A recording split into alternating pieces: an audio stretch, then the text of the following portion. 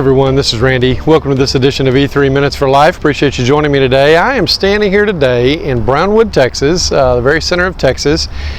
And that's not necessarily as important as I'm standing in front of the Brownwood Railroad Museum in the Railway District here, and in front of a really old locomotive. And as I look around, the museum is over here, and there's kind of the old depot is over here, and there's another replica looking depot deal over here that's actually, I think, a fire station. And they've kind of made this into a city park. But the reason I wanted to look at this today is to talk about the advent of the railroads and the railroad system in America.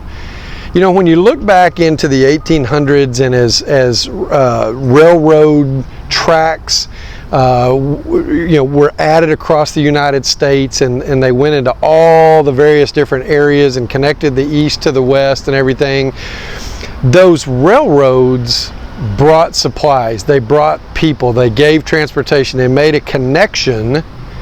They allowed people to be connected to different parts of the country.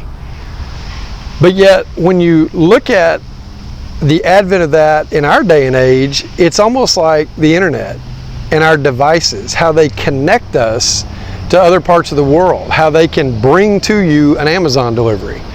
They can deliver to your door clothes or widgets or whatever the case may be. And they have connected us in a way that trains did back in the 1800s. But here's the big difference I see there. You know, when you look at trains, nobody ever loved the train so much that they stayed on the train past their destination. Or at least I never heard of a story like that. They used the train to get where they wanted to go.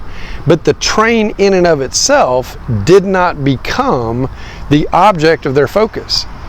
But when we look at our widget devices and our widget delivery systems and the internet and connectivity and all that stuff, it almost seems like what was intended to connect us, what was intended to give us a way to get things to our door, has become the point of focus. It has become the obsession.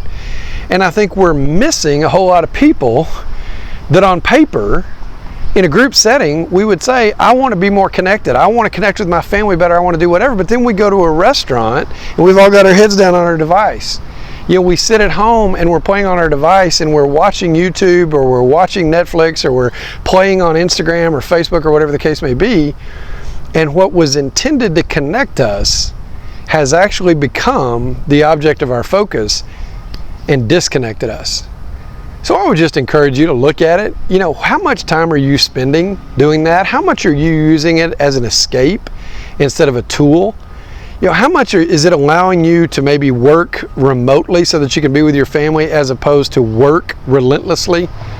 You know, that you've let the fact that you can answer email at any time of the day or night, or you can go and do work remotely or whatever, keeping you from what we really would say is most important to us. Don't know about you, but it's a challenge for me, and I know I've really got to work on it, and I hope you will too. Hope this has been encouraging to you. I hope I haven't stepped on your toes too much, but I do hope I've stepped on it a little bit. Just want to remind you, as I always do, every day matters, so matter every day. Thanks for joining me today on this edition of E3 Minutes for Life, and we'll see you next time. Bye-bye.